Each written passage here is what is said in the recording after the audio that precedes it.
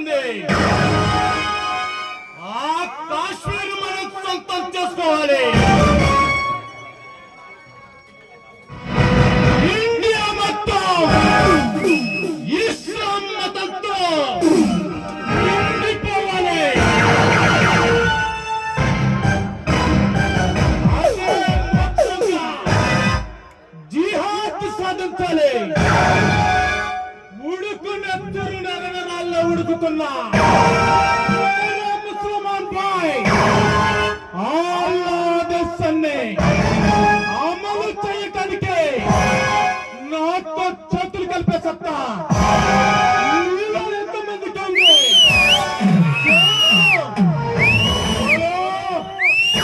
తల్లిదండ్రులు పుణ్యం చేసుకుంటే తమ బిడ్డలని జిహాదుకు అప్పగించే అదృష్టం